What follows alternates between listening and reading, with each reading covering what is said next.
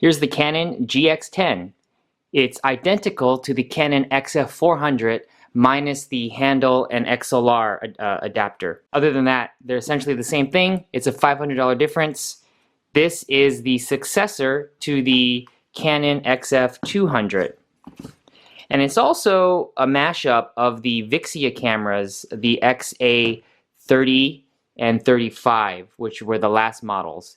I had owned the XA10, 20, 30, and now the GX10. Things I like about the GX10, starting from the body, you have ND filters that are the push button.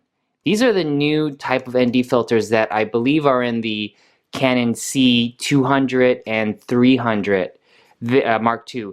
They're not variable, but they are, by pushing the button, you select the ND filters, and you can hear them being swapped inside the camera.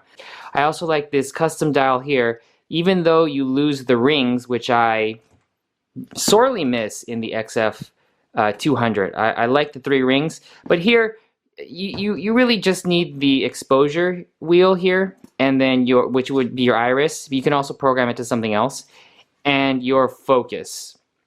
Zooming, I always zoom with the zoom rocker. It's a touch screen, which is nice. So 4K, UHD, you can touch the focus. Love that feature. And also on the touch screen, you can adjust all of the exposure settings and focus settings that were on the body of the XF200, but now they're all programmable buttons or on the touch screen. And they're very easy to access and swap through. When you go to manual focus, you get confirmation of focus with that new icon.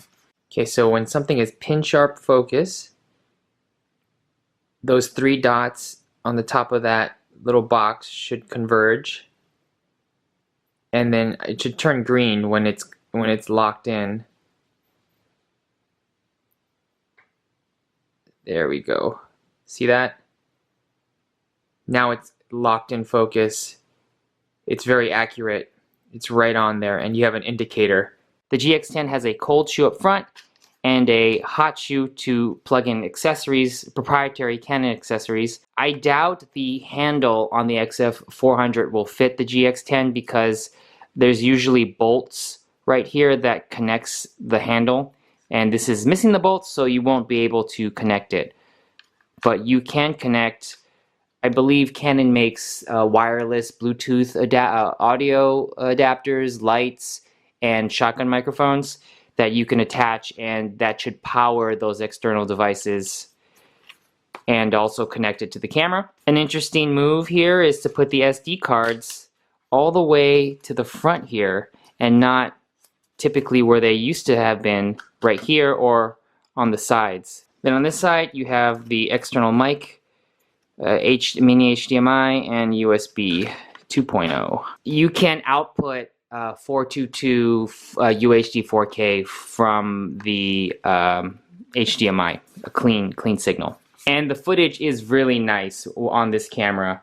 The low light is an improvement over the XF200, and it's an improvement over the XA 10, 20, 30, but it's not as big of an improvement as the cinema cameras, and I'm not that impressed with the sensor, but it is an improvement, and the shallow depth of field has gotten a lot better with the 1-inch sensor. The stabilization is good. This is still a 58mm thread mount. Then on the back here you have your remote, so you can still use remote wired remotes to control the zoom, record, and here's your headphone jack and the AC power, wall power. Now here are a few things I don't like about this camera, and the first thing is the size of the camera. So this is a hybrid between the XF line and the XA line, the Vixia XA line, and to me they really, by trying to combine them, I don't think they got the best of both worlds here. I think they are heavy compromises. The XF200 body, this is the best body camcorder I've ever used in a camcorder. And to me, this was the ideal, perfect camcorder body. You had the rotatable grip, which I don't think any cameras make nowadays. I think Sony had their EX1. You had these rotatable grips, but I don't see these in any other camcorder.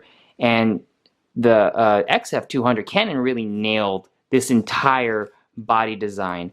I absolutely love shooting with this camera, and I was hoping that the update to this camera would be exactly the same, but with 4K. This is a big battery. This is the same battery that is on the Canon C100 and 200, and it lasts a good 3.5 hours. This battery, on the other hand, is borrowed from the XA30, I believe, and it's the tiny. It's one of the bigger batteries, but it's not that powerful for this size of a camcorder.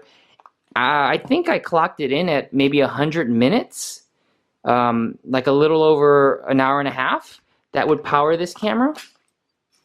And it just doesn't seem that they thought that through to power a 4K camera with that small battery when the XF had that giant battery. It's small enough to fit in a backpack, but it's not small to just carry around like the other Vixia line cameras were.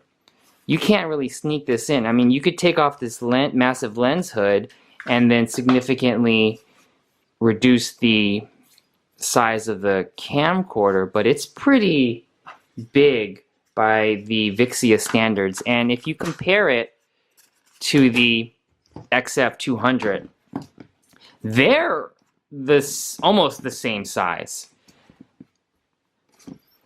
For those of you familiar with the XF200, the GX10 and the XF400 are very similar in size. When I see pictures of the GX10 and the XF400, it looks a lot smaller because I'm used to the Canon XA20s and 30s.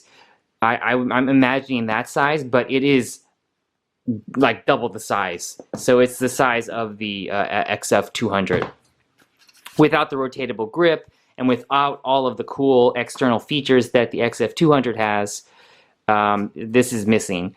Also, the touchscreen is it's not as accurate right now. I think it needs another firmware update to make it snappier, but the touchscreen on the XA20 and 30 were a lot better.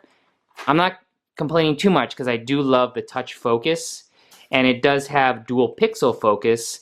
This camera right now has two types of two flavors. It's the MP4 4K UHD, and then the MP4 HD 1920 by 1080.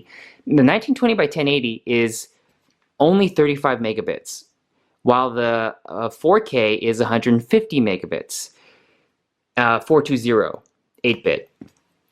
The XF cameras typically have MXF at 50 megabits 422, but the XF400 and the GX10 don't have the MX codecs. I think those codecs are coming in next year sometime. I don't know why they didn't include it right away. $2,500 for this camcorder, $3,000 for the XF400, I think is a little too much. Canon overpriced, like they typically do. They overprice their cameras when they first come out.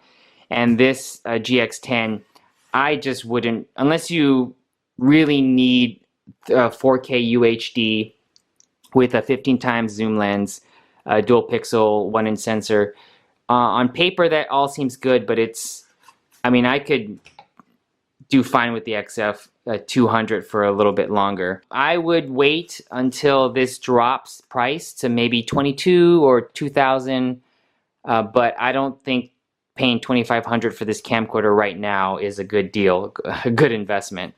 Same thing with the XF400. I would wait till the XF400 drops $300, $500. The XF400 should be a $2,500 camera, and this should be like an $1,800 to a $2,000 camera.